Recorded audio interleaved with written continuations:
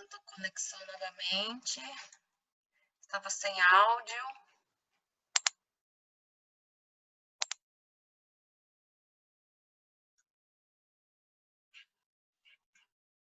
Olá!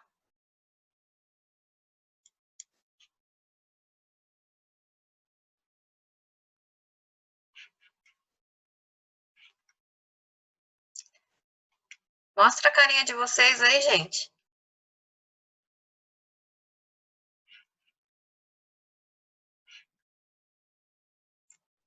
Vocês estão escutando?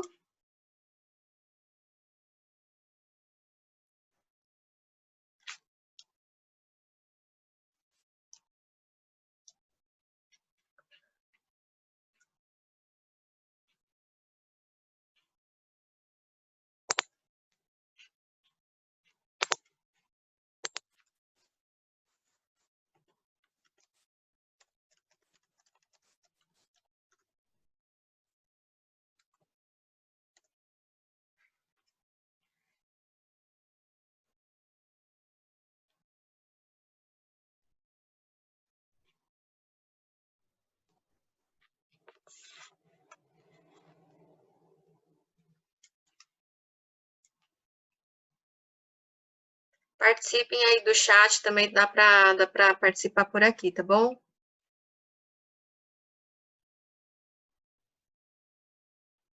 Ok.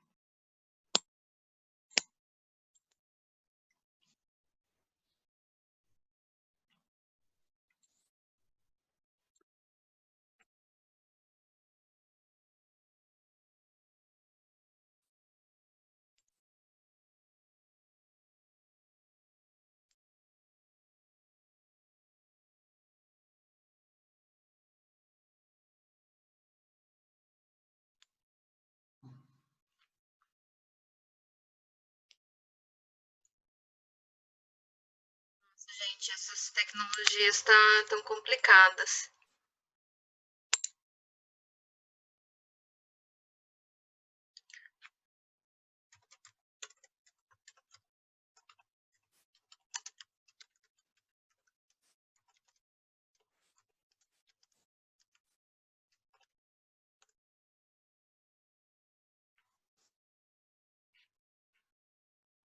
Eu quero ver a carinha de vocês.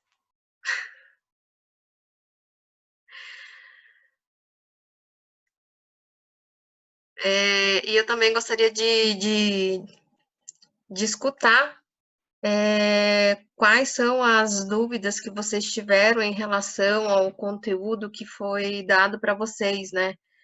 Porque eu falei de membrana plasmática e, assim, a membrana plasmática não é algo tão simples assim, né? Estruturalmente, a gente até entende, mas o funcionamento, ela é bastante complexa, né?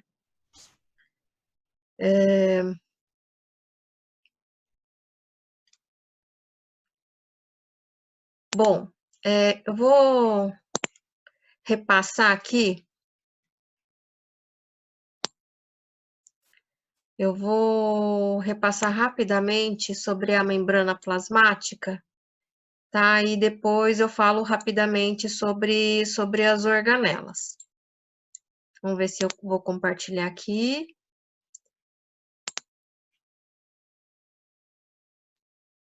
Aqui, vamos lá.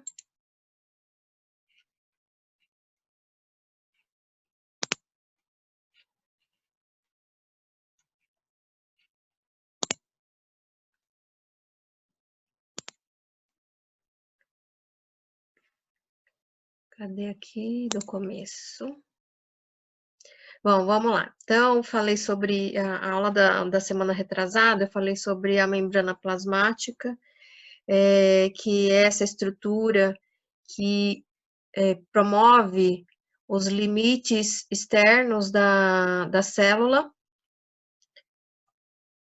e que ela tem a estrutura, assim, nós temos diferentes tecidos no organismo e esses tecidos contêm diferentes tipos celulares, né? Independente do tipo celular, a composição dessa membrana plasmática sempre vai ser a mesma, tá? Então, assim, sempre ela vai ter em sua composição essa estrutura que é formada por fosfolipídios, né? Esse mar de fosfolipídios, deixa eu passar para a próxima aqui, ó.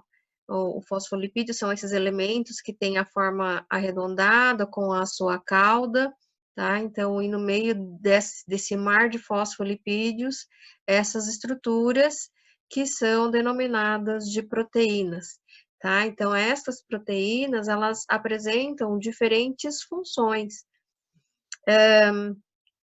Aí eu já vou falar dessas funções gerais, tá? Então, aí a membrana plasmática, como ela é formada por esses fosfolipídios, o fosfolipídio, ele tem essa porção que eu vou chamar de cabeça polar, que é hidrofílica, a porção da cauda, que é hidrofóbica, né? Então, por ser essa porção ser hidrofóbica, ela sempre vai se afastar das moléculas de água, tá? Então, por isso que elas acabam formando essa composição da bicamada lipídica, tá? Então, essas porções das moléculas acabam se atraindo, se afastando do meio onde contém água, tá? Então, aqui é o meio extracelular e aqui o meio intracelular.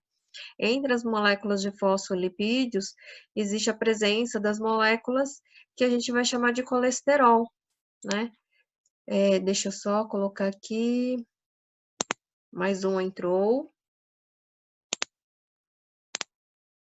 Opa.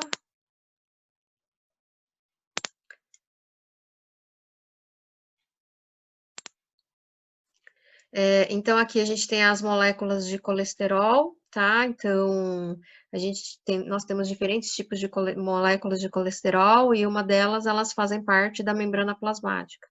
E ela vai ser responsável pela fluidez dessa membrana, né? Por exemplo, em situações de frio extremo, elas impedem com que essa membrana se congele, tá? Então, ela tem essa importante função de promover a fluidez da membrana.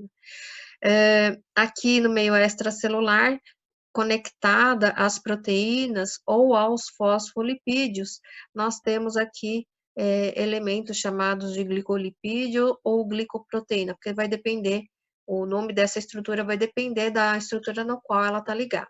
Tá? Então, a gente também tem aqui umas outras proteínas, que são chamadas periféricas, que estão conectadas às proteínas que fazem parte da membrana. Aí, tô vendo o Gilvan. Bom, aí aqui é o meio intracelular, tá? Então, esse modelo de membrana plasmática, a gente chama de modelo do mosaico fluido, tá? Porque é formado por elementos diferentes e eles não apresentam uma estaticidade, tá? Então, essas moléculas, em um dado momento elas estão aqui, mas elas podem sair daqui e pular para uma posição ao lado, ou inverter a sua posição, voltando-se para o meio intracelular, ou aquele que está no meio intracelular volta para o meio extracelular, então elas não são estáticas, estão em constante movimento. Tá? E a mesma coisa acontece com as proteínas. Às vezes a proteína está expressa. Quando eu falo que está expressa, significa que a proteína está lá, tá? Então a proteína ela está expressa. Opa! Deixa eu voltar aqui. Aqui, a proteína ela está expressa aqui, mas em outro momento ela pode não estar mais aqui, tá? Então são muito, elas se movimentam bastante.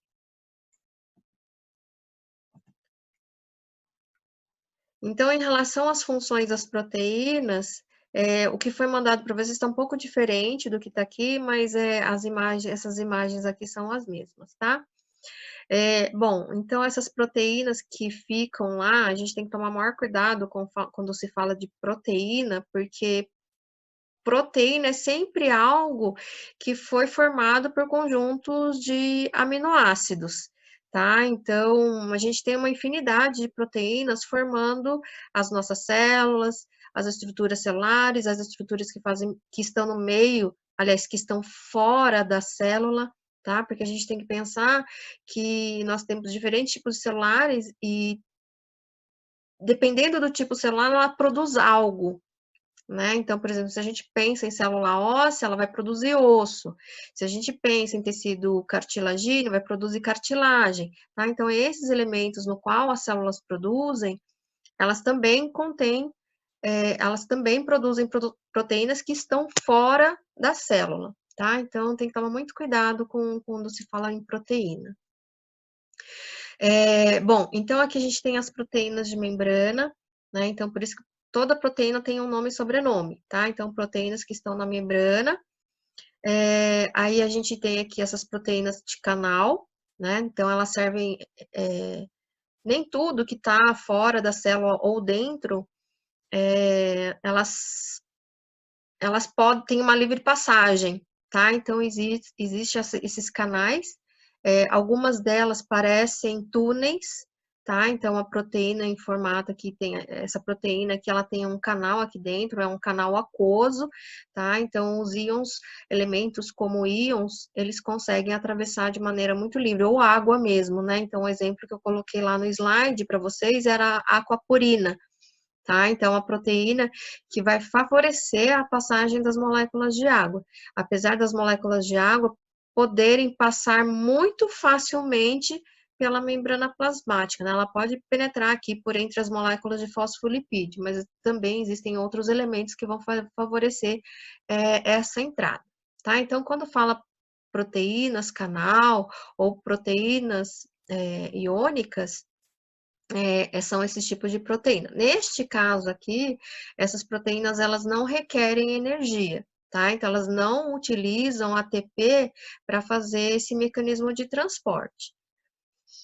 Aí, a gente tem aqui também uma outra proteína, que é a proteína transportadora, tá? Então, o que acontece aqui é que um determinado elemento que está no meio extracelular, ela se liga, essa proteína transportadora, e essa proteína transportadora, ela muda a sua configuração. Ah, como assim muda a configuração? Ela muda o seu formato, né? Então, olha que ela está voltada para fora, essa parte que encaixa o íon, ela está virada para fora, de repente ela vira, volta-se para dentro, aí ela consegue transportar o íon a qual ela está destinada, tá? Então, aqui a gente tem essas proteínas também de difusão simples. Existem outras proteínas que atuam como receptores, né? Por exemplo, receptor para, por exemplo, para glicose, né? A glicose que é produzida pelo fígado, a glicose que é produzida, voltando um pouquinho, a insulina que é produzida pelo pâncreas, ela é liberada no sangue, né? Então, essa insulina a gente vai chamar de ligando, né? Esse ligando, ele vai se ligar à proteína específica do fígado, tá? Então, por exemplo, o fígado é o maior órgão de armazenamento de glicose, tá? Então, para que a glicose possa entrar no fígado, a insulina, né, vai lá, se liga a esse receptor, ele tem como se fosse um sinal de que ele pode abrir o canal dele, permitindo a passagem da glicose, tá? Então, aqui a gente tem esses elementos, essa proteína na ação de receptor. Tá? Aqui nós temos proteínas que são enzimas, né? Então, lembrando que enzima sempre vai catalisar uma reação, tá? Então, essas catalisações, elas podem ser do tipo um mecanismo de anabolismo ou catabolismo, ou construindo ou desconstruindo determinado elemento, tá? Então, essa proteína, ela pode atuar como enzima, né? Então, por exemplo, uma enzima muito importante que a gente tem nós temos nas células, são as bombas de sódio e potássio, tá? Então, as bombas de sódio e potássio, além delas bombearem o sódio e o potássio, elas também atuam como enzima. A enzima para quê? Para catalisar o ATP, tá? Então, o ATP vem aqui, se liga aqui a essa enzima, e esse ATP, ele é degradado, tá? Em ADP mais um íon fosfato. Então, ele tem essa função. Também tem a função de marcador, né, de marcador de identidade celular, porque cada célula tem tem as suas características, tá? Então, as proteínas servem como esse marcador, e aqui a gente tem algumas proteínas na membrana que servem como ligadores, tá? Então, são alguns elementos que ficam lá para ancorar, na verdade, alguns filamentos que vão promover a estrutura celular, a forma da célula.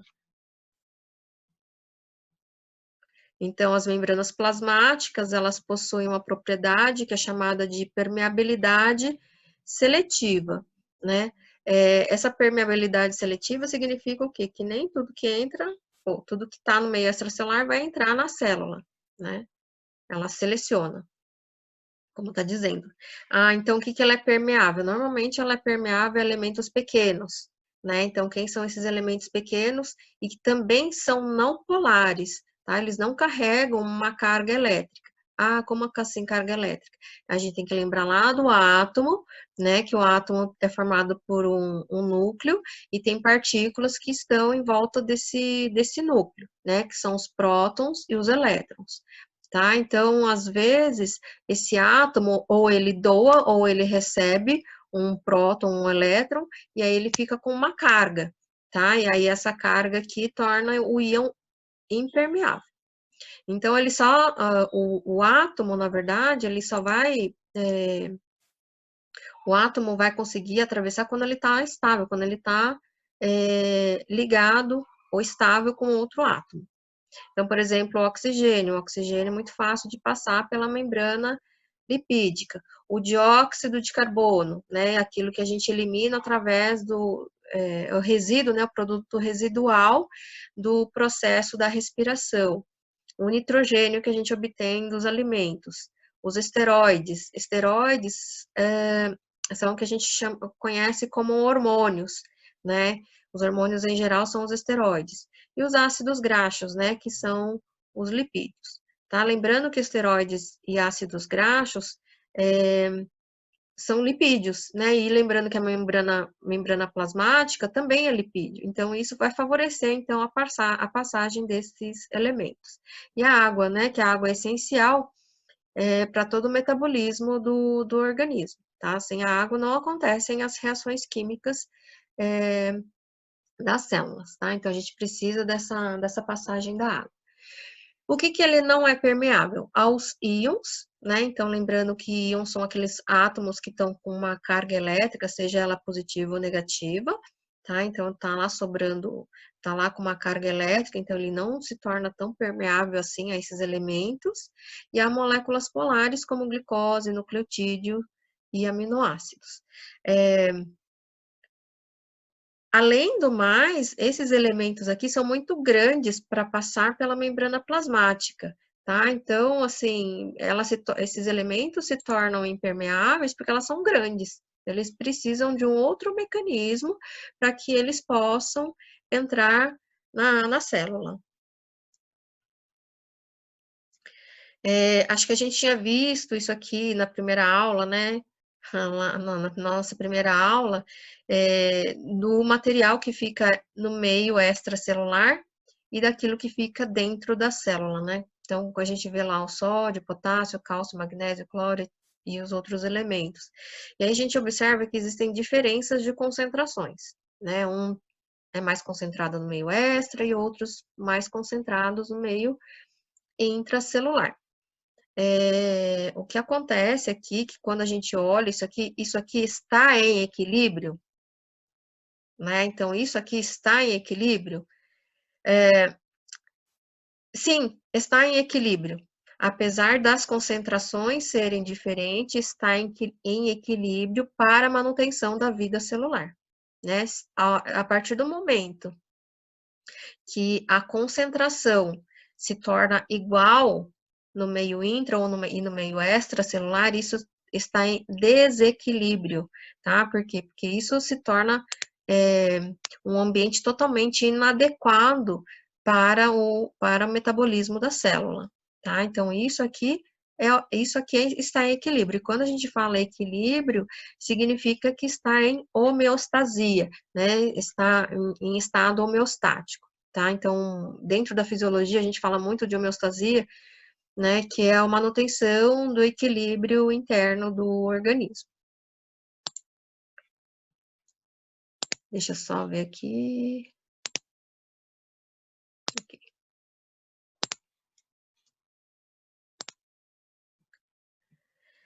Aí aqui, essa parte aqui, isso aqui é a membrana plasmática, a gente tem uma bomba que é um exemplo, né, que é a bomba de sódio e potássio, tá? Para poder entender o que que é gradiente de concentração, gradiente elétrico e gradiente eletroquímico. Bom, então aqui a gente entende que no meio extracelular nós temos uma maior concentração de sódio, né? Temos uma grande concentração de sódio. Não que não exista sódio dentro da célula, existe, tá lá, tá? Só que ela precisa estar fora da célula. Aí o que que acontece? Como está muito concentrado aqui fora, qual que é a intenção, né? Qual que é a tendência desse íon sódio fazer? O que que ele quer fazer? Ele quer entrar para o meio intracelular, porque aqui está menos concentrado, que nem um ônibus lotado, né? Você quer entrar lá no ônibus lotado, né? Então, assim, isso aqui é sempre para o ônibus vazio, tá? Então, o íon ele vai fazer a mesma coisa aqui. Então, ele está numa área mais concentrada para seguir para o meio menos concentrado. Então, isso aqui é o que a gente chama de gradiente de concentração, tá? A mesma coisa vai acontecer com o potássio, só que o potássio a gente tem uma maior concentração no meio intracelular. Só que o que acontece aqui? Vocês entenderam que é gradiente de concentração, correto? Está relacionado com a quantidade de íons. Só que aqui, os íons, eles possuem um sinalzinho aqui, né? O que que significa esse sinal?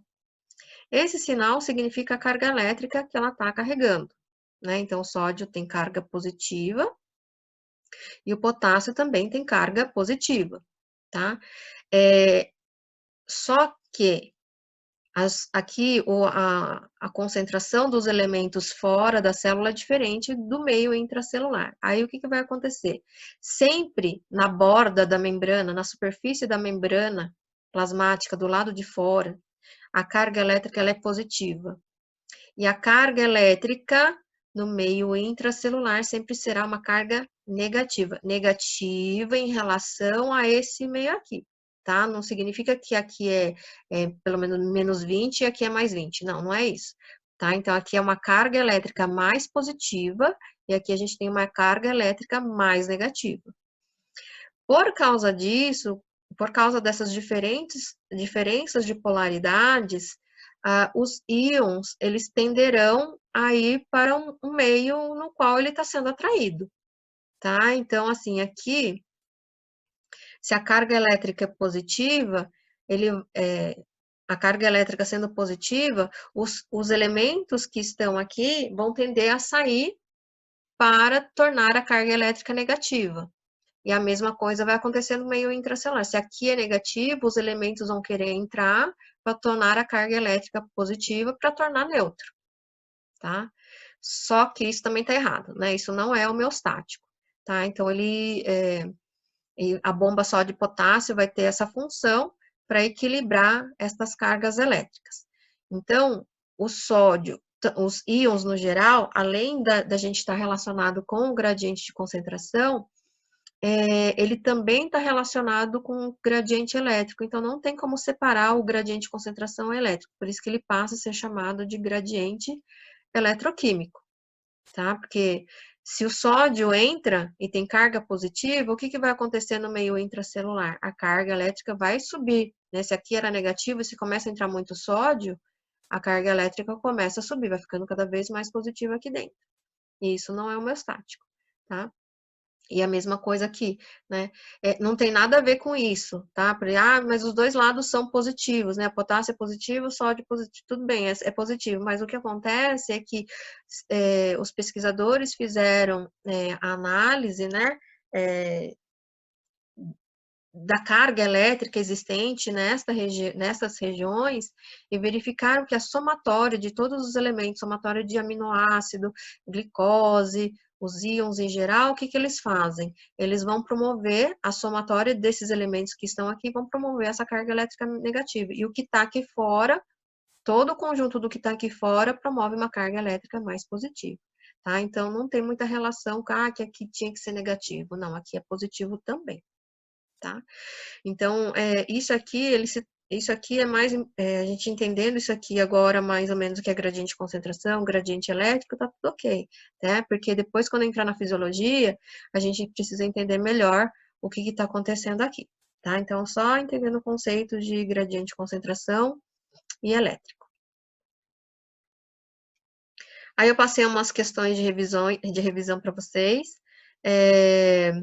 Nomeie e descreva as 3 partes da célula, o que é o modelo do mosaico fluido, e descreva e esquematize a estrutura da membrana plasmática. E o que é o glicocálice e explique a sua importância funcional. O glicocálice, eu acabei não falando antes, mas ele é formado lá... Deixa eu só voltar aqui.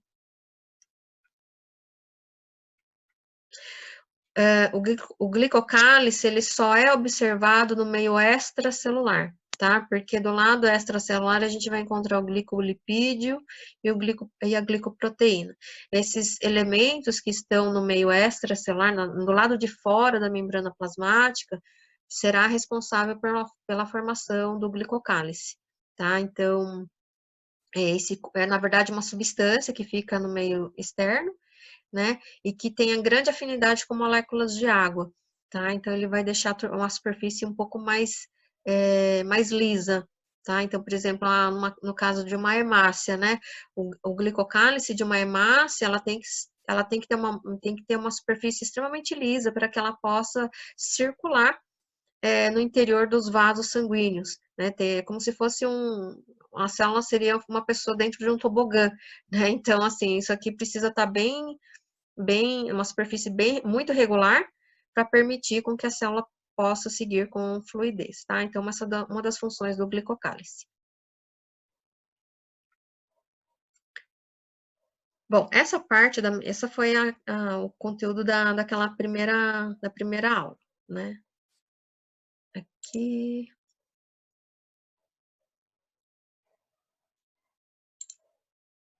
Gente, eu não estou escutando ninguém. Eu gostaria de escutar alguém aí.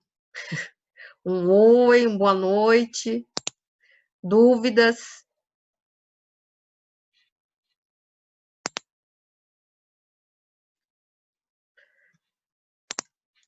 Boa noite, professor. Ah, bom, Eu bom ouvir, entrei né? Estou agora. aqui falando sozinha, Eu estou entrei vendo agora. pessoas, mas falando sozinha é ruim. Eu tô me adaptando ainda com o sistema, tô meio perdido também. Mas Todos cheguei nós, viu? agora no Todos final. nós. Pode falar. Esses novos recursos tecnológicos a gente está tendo que adaptar, né? Tipo assim, é diferente a gente dar aula em sala de aula e dar aula para um computador, né? Então, assim, mas vamos lá. Não, mas tá bem legal. Assim, um pouquinho que eu peguei, tá bem legal. Eu, na verdade, hoje eu prestei mais atenção no conteúdo de hoje, né? Eu Uhum. percebi que o conteúdo anterior, né? Esse que você mostrou, né? Sim, sim. Na verdade, eu vou começar agora a falar do conteúdo de hoje. Eu falei assim, deixa eu Tá passar pegando rapidinho. agora. Vou começar agora. Beleza. Vocês vão me fazendo perguntas aí. Tá.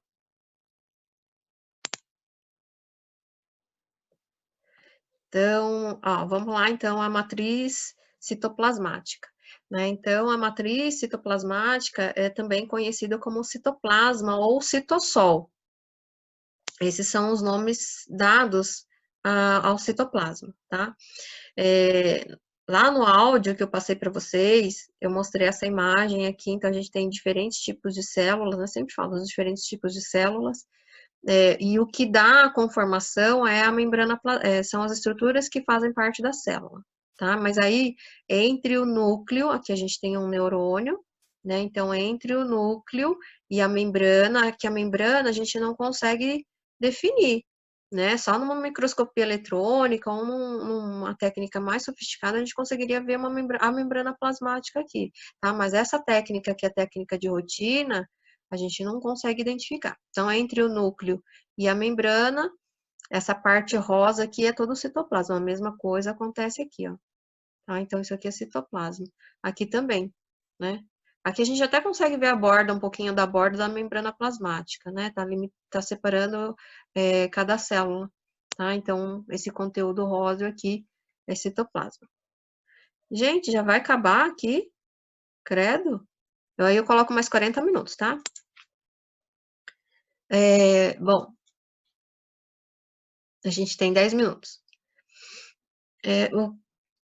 Essa técnica aqui, que é a hematoxilina e eosina, é uma técnica de rotina, como eu falei, é uma técnica, por exemplo, você vai para um laboratório fazer uma biópsia, né, é uma técnica simples, de patologia mesmo, e de rotina de laboratório de microscopia nas faculdades, tá, que a gente consegue ver uma estrutura, a estrutura geral do tecido.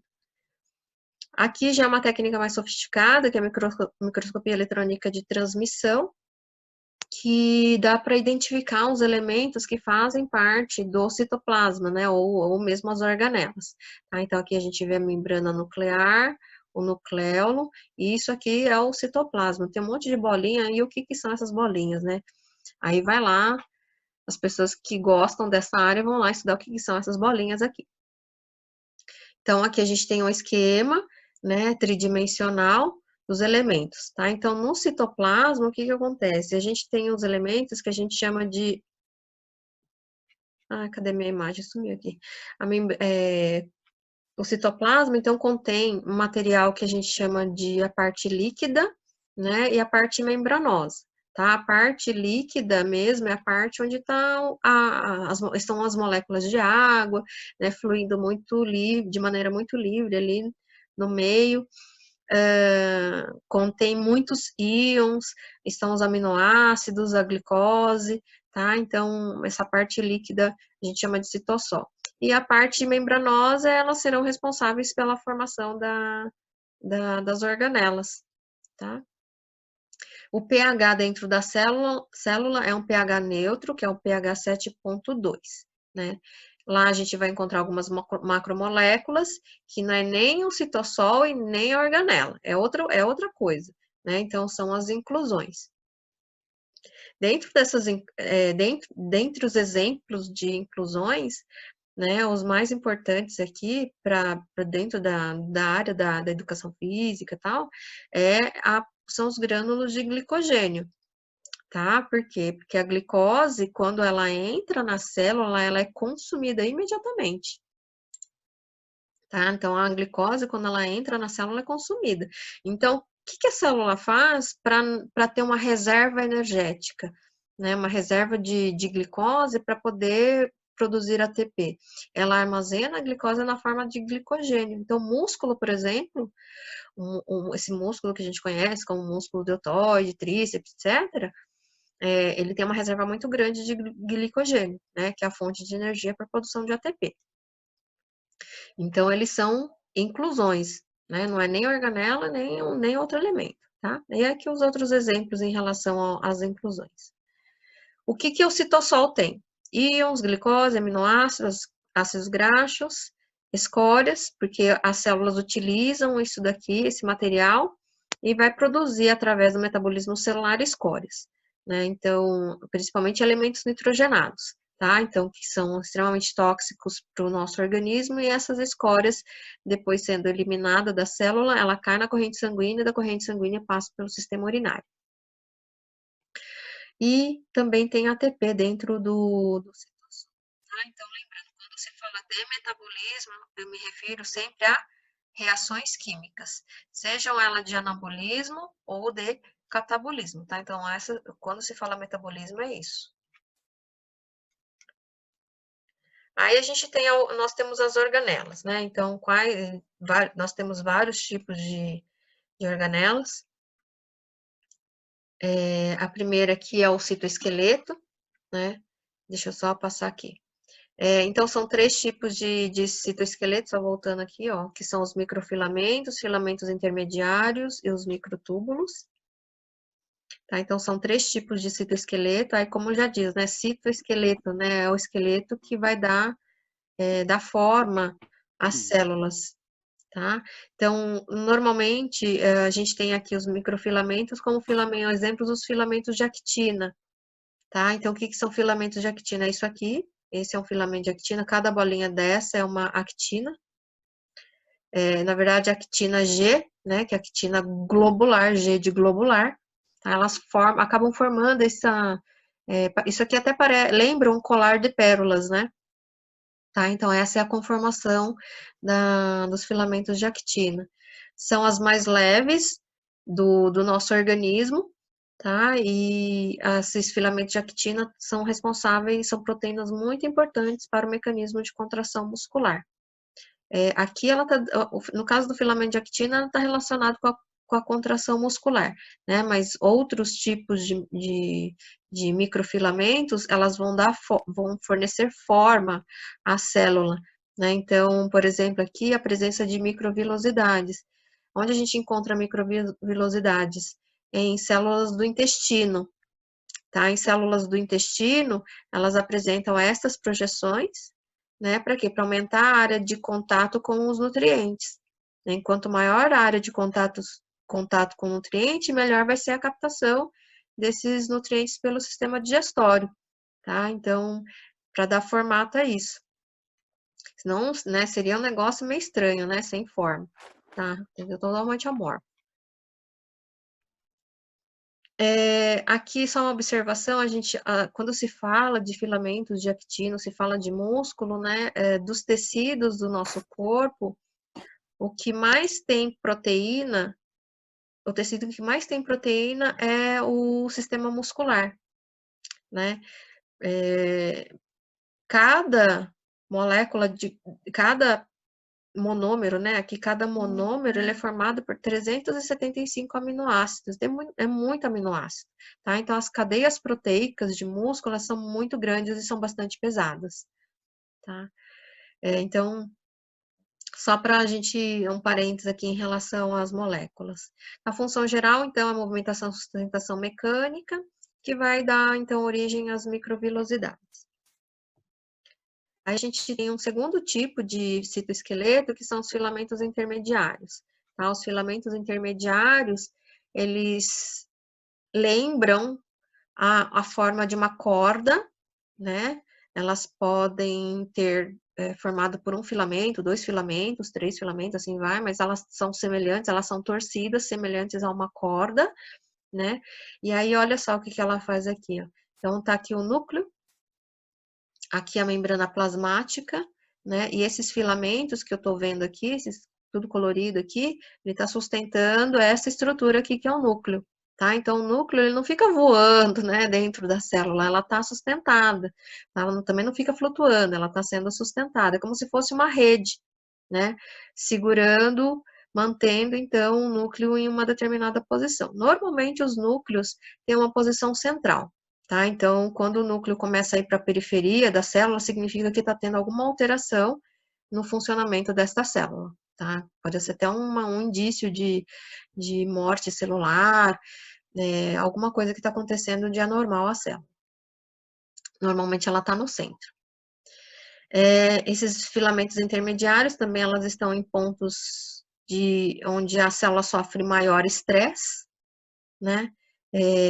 Maior estresse, imagina, as células que formam a nossa pele, né? A gente tem células que formam a nossa pele. Tem células que estão mais expostas e elas precisam, né, elas sofrem um estresse mecânico, tá? Então, esse citoesqueleto, ele precisa ser um pouco mais resistente para suportar esse estresse promovido pelo meio externo.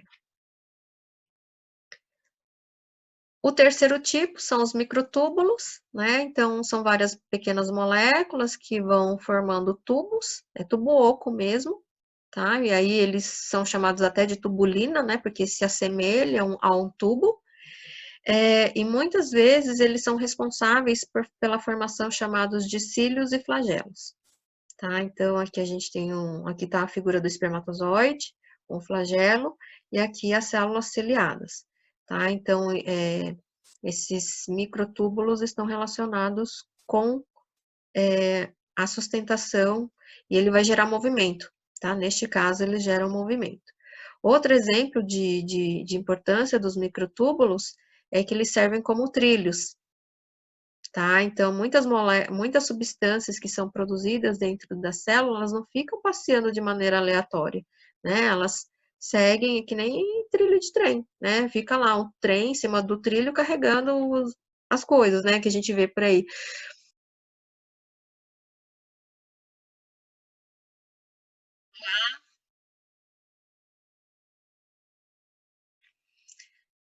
Retornando aqui no que a gente estava conversando, né? Em relação aos microtúbulos,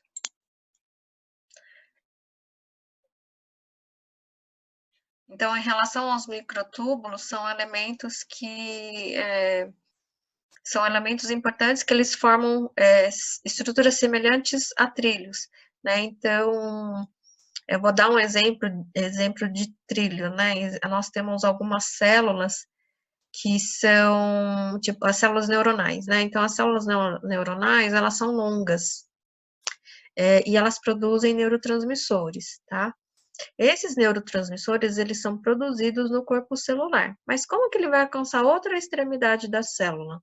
Né? Então, para que esse neurotransmissor não se perca no meio do caminho, existem trilhos, né, no qual esses neurotransmissores vão seguir do corpo celular até a porção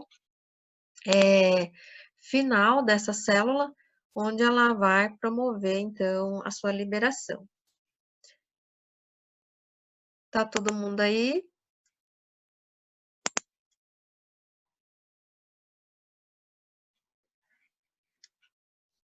Fala um oi aqui que eu não tô escutando ninguém também.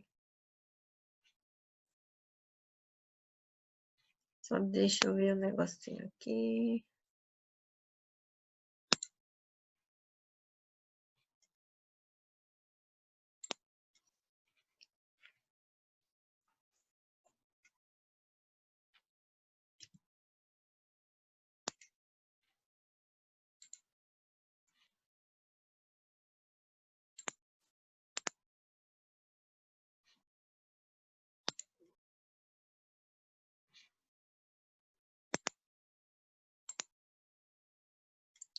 Bom, continuando.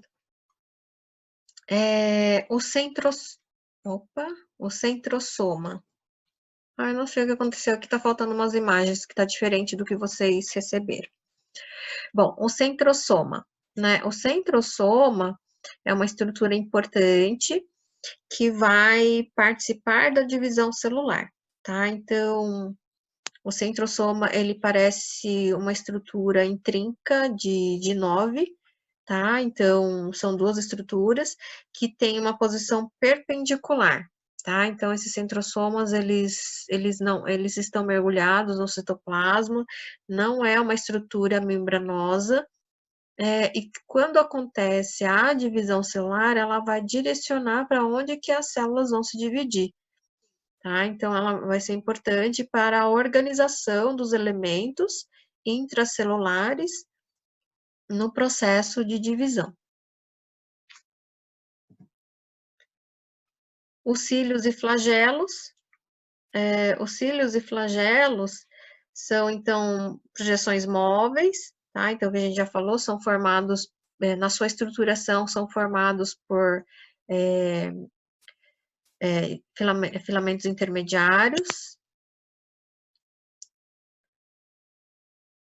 que vão dar a forma a essa estrutura. Então, sempre relacionado com o movimento, tá? Então, essas células ciliadas é diferente do que a gente viu lá de microtúbulos, tá? As células ciliadas, elas geram movimento,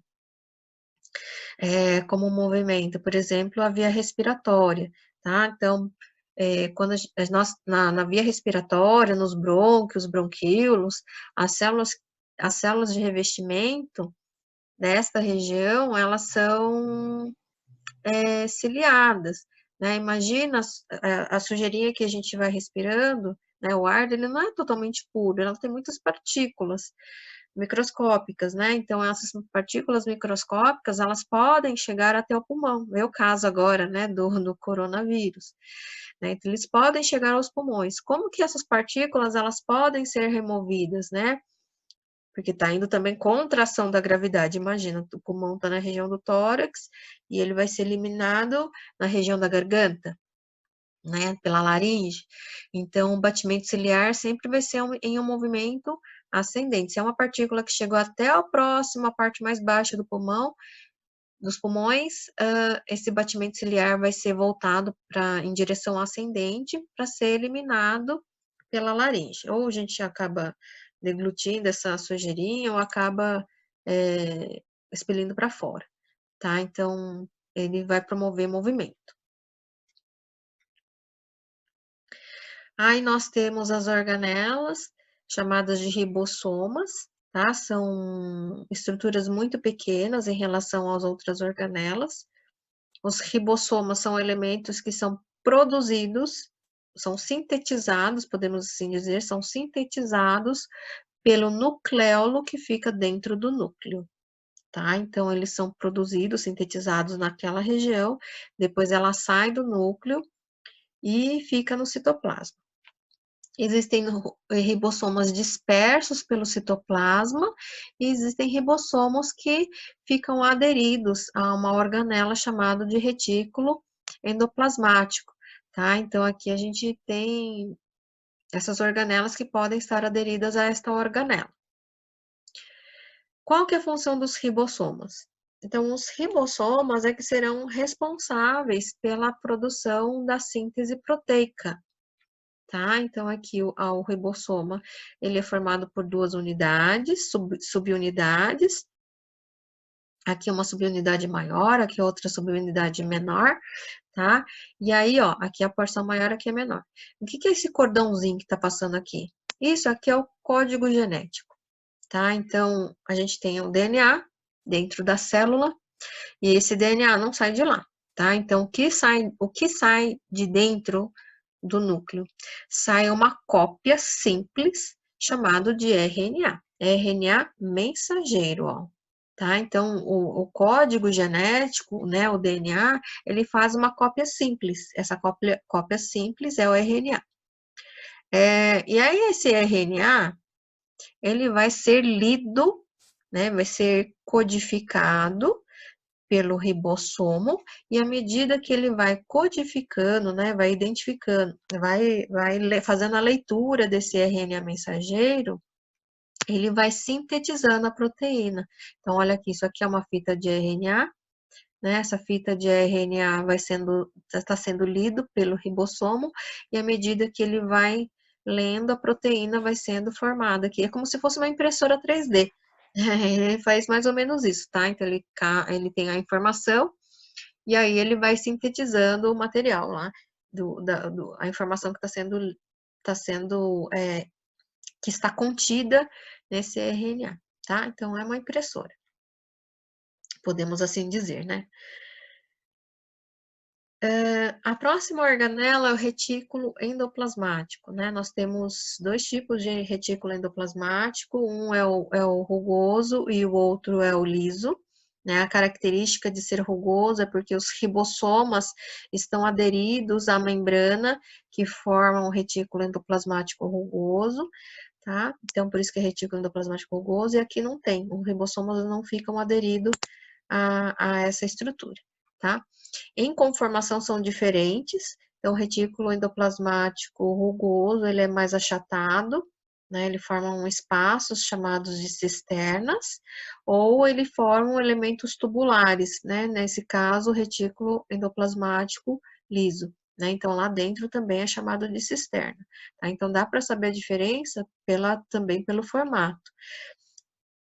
E uma característica do retículo endoplasmático rugoso é que ele está sempre próximo à membrana nuclear, né, próximo ao núcleo, porque na verdade é quase uma continuação do núcleo. Então, olha esses pontinhos roxinhos que a gente está vendo aqui, cada pontinho desse é um ribossomo, né? Então, quer dizer que o ribossomo está fazendo o quê? Está sintetizando proteína, e aí o que vai acontecer com essa proteína sintetizada?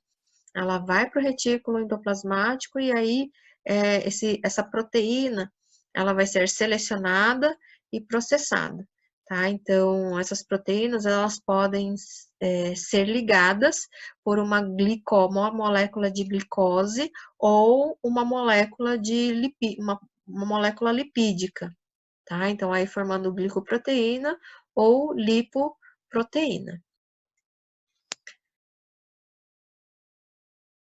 Deixa eu só verificar um negócio aqui.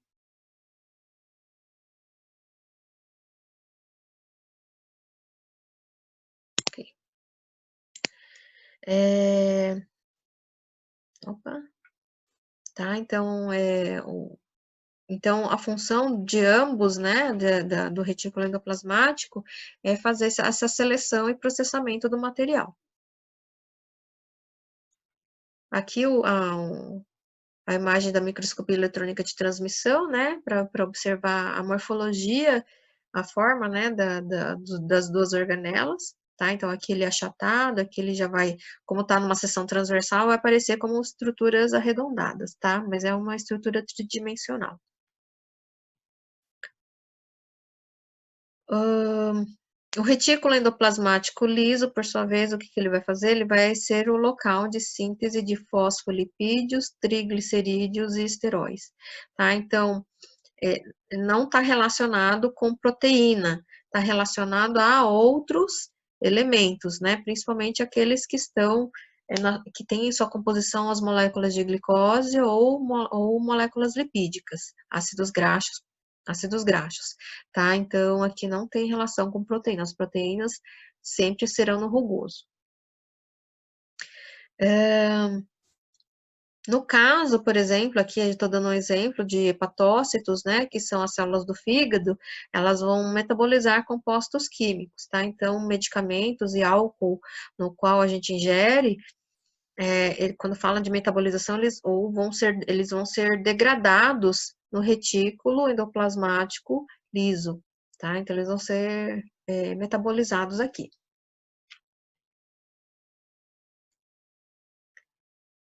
No caso das fibras musculares, o retículo endoplasmático tem um nome diferente. Ele recebe o nome de retículo sarcoplasmático. Sarcoplasmático, tá? E a função dele está relacionado com o armazenamento de íons cálcio. Então, ele armazena íon cálcio e na hora da contração muscular, o cálcio é liberado do retículo sarcoplasmático para o citoplasma. Tá? Então, aqui está falando liberação de íons cálcio, por quê? Porque primeiro ele armazena para depois ser liberado para que ocorra o processo de contração. Aqui, ó, uma fibra muscular, essas estruturas alongadas são as miofibrilas, né? Essas estruturas em azul em formato de rede, né? Aqui ele ficou dissecado, mas aqui a gente vai ter essa estrutura em rede, que são o retículo sarcoplasmático. Então, ele vai ser responsável pelo armazenamento e liberação dos íons. Só um porém aqui, eu falei que o núcleo das células sempre são numa posição central, tá? Só que no caso das fibras musculares, as fibras musculares elas são diferentes nesse sentido, né? Porque elas são multinucleadas, ou seja, muitos núcleos, e um núcleo é periférico. Está na membrana, fazendo parte da membrana plasmática, tá? Então, isso diferencia o posicionamento do núcleo em relação às outras células. Porque o músculo estriado esquelético, ele tem uma atividade metabólica muito alta, né? Então, ele precisa desses elementos, na maior quantidade de núcleo. O complexo de Golgi é uma organela membranosa, tá? Então, assim como o retículo endoplasmático, também é uma organela membranosa. Então, isso aqui é tudo membrana. Quando fala de uma organela membranosa, significa o quê? Que a membrana que forma a organela, ela tem uma composição semelhante à membrana plasmática, tá? Então, a composição semelhante à membrana plasmática significa o quê? Que ela tem fosfolipídios, tem moléculas de colesterol, glicoproteína, glicolipídio, ou pode ter proteínas também na sua membrana, tá? Então, por isso que são organelas membranosas. A função do complexo de Golgi, na verdade, o que ela vai fazer? Ela vai selecionar as proteínas, os glicolipídios, glicoproteínas, ele vai selecionar as substâncias produzidas pela célula e vai armazenar em pequenas bolsas, tá? Então, ó, grande parte das proteínas sintetizadas pelos ribossomas serão transportadas para outras regiões da célula, tá? Então, através do complexo de Golgi. Então, olha aqui, então as proteínas são produzidas nessa região, aí ela é armazenada, empacotada pelo complexo de Golgi, e a partir do complexo de Golgi ela pode seguir para um outro lugar, né?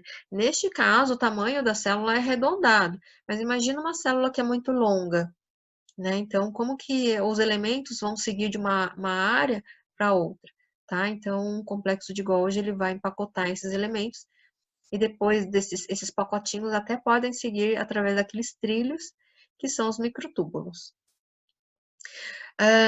O complexo de Golgi é formado por 3 a 20 sacos membranosos, e aí o que acontece com esses sacos membranosos é que eles são bulbosos, tá? Porque a partir deste ponto das extremidades do complexo de Golgi, esses bulbos serão destacados, formando essas pequenas bolsas, tá? Então, dentro das vesículas, dessas vesículas aqui, contém enzimas que vão agir, ou substâncias que vão agir em outro local da célula.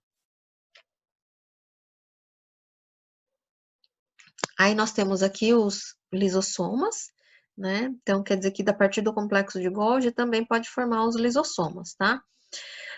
São pequenas vesículas e podem conter até 40 tipos de enzimas digestivas, né? Então, 40 tipos de substâncias diferentes aqui dentro. No caso dos lisossomas, essas substâncias, como elas são digestivas, né, tudo que vai fazer o processo de digestão significa que vai promover quebra, tá? Então, aí, geralmente, o que promove quebra, ele tem um pH um pouco mais ácido, que é o pH 5, né? Um exemplo de enzima digestiva são os ácidos em geral, como, por exemplo, o vinagre, né? O vinagre é ácido, o limão também é ácido, tá? Então, eles vão fazer um processo, podem fazer processo de digestão, tá? Que é quebra. E esses lisossomas, essas enzimas que estão dentro desses lisossomas, eles podem fazer esse mecanismo de autofagia ou autólise, né? Então, se ele está aqui dentro da célula, e se alguma partícula estranha entra aqui, né, na célula, sei lá, um micro-organismo, né? Então, o que ele vai fazer? Ele pode englobar esse micro-organismo e digerir esse micro-organismo aqui dentro desta vesícula. Tá? Um outro processo é o processo de degradação do corpo, né, após a morte. Então, após a morte, como não há mais a manutenção da vida, essas membranas, elas se rompem, liberando essas enzimas digestivas que vão atuar sobre o componente orgânico que forma o corpo, tá? E atuando sobre o componente do corpo, começa o processo da decomposição.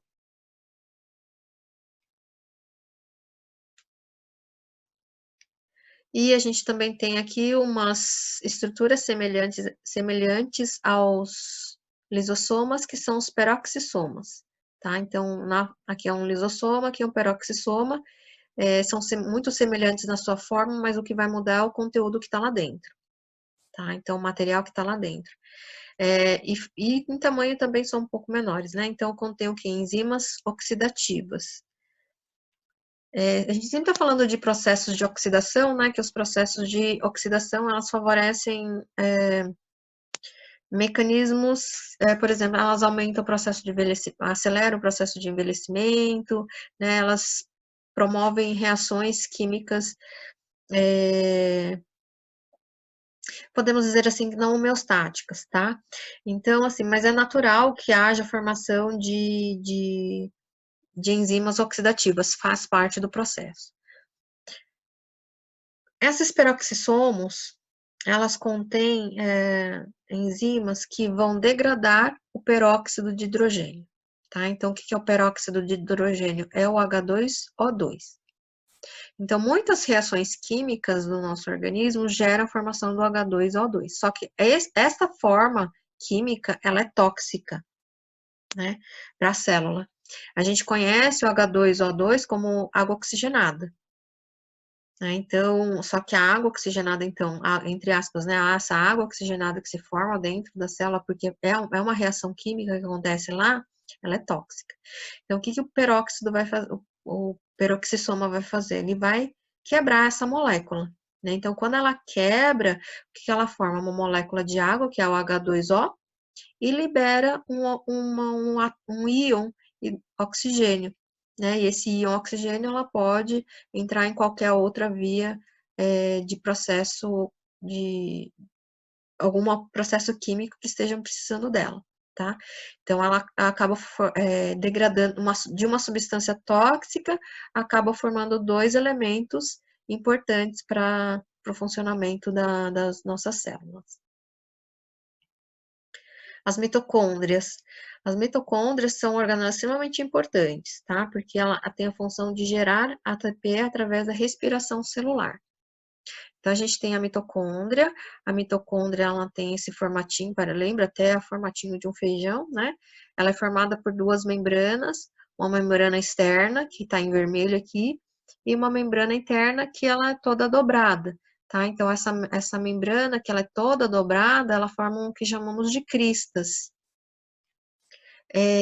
Isso serve para quê? Para aumentar a área de superfície, né? Porque aqui está cheio de quem? Essa membrana interna, ela é rica em ribossomos, né? Também, ou seja, o que o ribossoma está relacionado com produção de proteína, né? Então, realiza a síntese proteica. Então, quanto maior a área de superfície, maior a síntese proteica e maior a metabolização para produzir ATP, tá? Então, por isso que ela acaba formando essa conformação aqui. E aqui dentro, existe um líquido dentro da mitocôndria, que é o líquido mitocondrial, e lá no meio desse líquido mitocondrial tem algo aqui que está perdido aqui, que é o DNA, né? Então, o DNA, a gente tem o DNA dentro do núcleo e tem esse DNA ribossômico, que esse DNA ribossômico é herdado da mãe, né? Então, a gente só tem as mitocôndrias, todas as nossas mitocôndrias só vêm da mãe, nunca vai vir do pai, tá? É materno, é uma herança materna.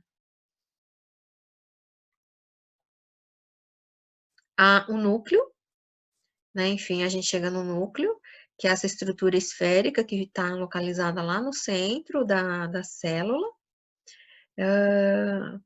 Ela é revestida por uma membrana, que é chamada de membrana nuclear, ela é dupla, e ela contém essas estruturas aqui, que são os poros, que nada mais são do que proteínas, tá? Então, essas proteínas, é como se fossem proteínas de canal, né? Então, como se fosse um canalzinho aqui, e o conteúdo que está aqui dentro consegue sair para o meio citoplasmático. O que está aqui dentro que precisa sair para fora do núcleo, né? O que precisa sair são os ribossomas, né? Que a gente viu antes que o ribossoma é produzido pelo nucleolo, que é essa massa que está aqui dentro, tá? Então, o ribossoma é produzido aqui e sai através desses poros. E outro elemento importante é o RNA mensageiro, né? Porque o DNA não sai de dentro do núcleo, o que sai é o RNA mensageiro. Então, o RNA mensageiro, o DNA, é feito uma cópia simples, e essa cópia simples, essa fita, ela sai por esses poros, tá? Por isso que precisa ter essa estruturação em poros. Aí, temos então o cromossoma, né? Ou cromossomo, que é o DNA, tá? Então, o cromossoma é o DNA enrolado, tá? Porque às vezes, dependendo do estágio da célula, ela tá disforme, ela não forma essa estrutura em X, como a gente conhece, né? Elas podem estar de uma forma disforme, dispersa pelo núcleo. Tudo depende da etapa no qual a célula se encontra, né? Quando ela tá enrolada, a gente vai chamar de cromossomo. Então, aqui está a molécula de DNA, né? A gente conhece como aquela escadinha, né? A fita dupla, interligada por ligações químicas, tá? Então, ela forma uma fita, e essa fita, então, ela fica enrolada, porque existem essas proteínas que são as estonas, tá? Então, vem um conjunto de estonas, aí o que essa fita faz? Ela se enrola ao redor dela, tá? E ela vai, então, condensando a fita de DNA. né? Então, conforme ela vai condensando, ela vai ficando esse espiralado aqui, né? E aí a gente pode chamar de cromossomo. Então, toda a informação genética de tudo que vai acontecer na nossa vida, tudo vai acontecer na nossa vida, não, mas tudo que vai acontecer dentro da célula durante toda a nossa vida, toda essa informação, ela está aqui. Né? Que proteína que vai ser sintetizada, em qual momento da vida que ela vai ser sintetizada, o que vai ser deixado, o que vai ser deixado de sintetizar, o que vai ser degradado, né? Então, toda essa informação do que vai acontecer no nosso organismo durante toda a vida, ela está aqui. Toda a informação, ela está aqui. Então, existem lá, por exemplo, informações que são ligadas e desligadas em determinados momentos. E, para terminar, então, a gente tem aqui eu coloquei aqui uma tabela, tá? Colocando todos os elementos, todas as organelas que a gente viu, a estruturação e a função, tá? Então, aqui vocês podem usar essa tabela aqui para estudar como um resumo do que a gente viu hoje. Essa questão, eu sempre coloco, assim, quando a gente tem aula presencial, né, sempre coloco no final questões de revisão, tá? E eu vou manter essas questões de revisão para vocês continuarem estudando, né, como um guia para estudo, mas algumas vezes eu vou colocar lá como fórum, como tarefa. Então, as questões de revisão. Defina organelas membranosas e exemplifique. Cite os elementos estruturais não membranosos da célula, e aí eu mudei uma pergunta lá, né, que está lá no fórum. Mas aqui ficou assim, identifique os elementos celulares das seguintes imagens. Então, eu até coloquei aqui 2 imagens, e o que a gente consegue identificar aqui, né? Então, essa imagem aqui vai ser um pouco mais difícil, né, de fazer a identificação, mas só para ter uma ideia, isso aqui é núcleo, tá? Então, aqui são várias células, e essa parte escura aqui são os núcleos das células, tá? E aqui a matriz que ela produz. Aqui no interior da célula, isso aqui é uma mitocôndria, né? Porque eu vejo aqui, ó, tá vendo que tem a gente vê resquícios de cristas, uns ribossomas, esses pontinhos pretos, os ribossomas. Aqui já tá dizendo, o que tá acontecendo aqui?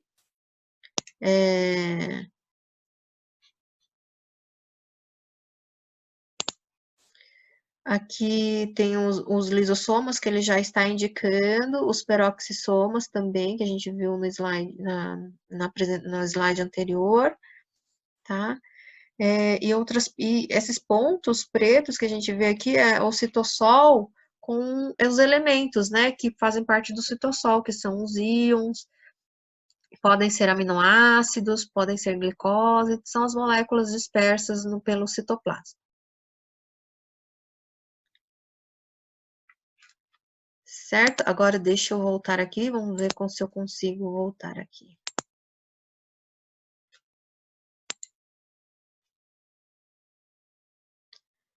Gente, eu com esses negócios aqui tá difícil.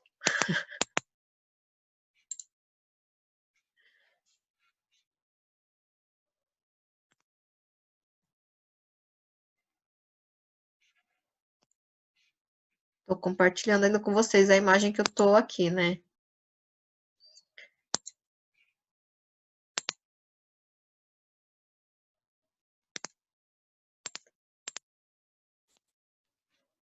Alguém pode me dar uma ajuda?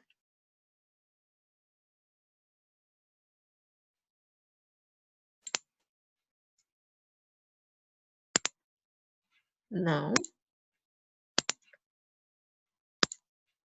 Também não.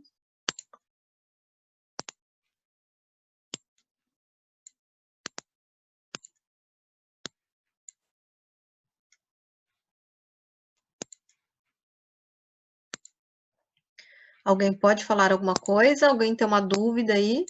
Tá todo mundo em silêncio aí? Vou tirar todo mundo do mute.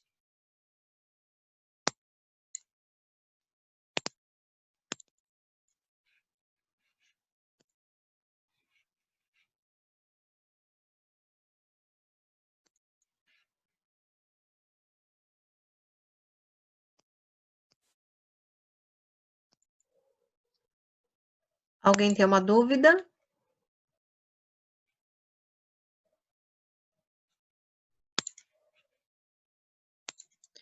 Gente, se vocês não tiverem dúvida, se vocês não fizerem nenhum comentário, eu vou encerrar a aula por aqui, tá bom?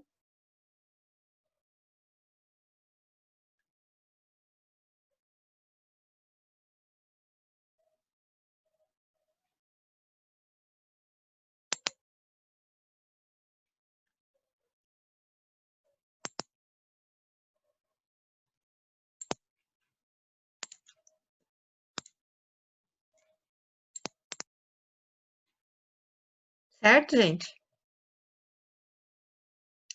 Tchau, tchau, gente. Até a próxima.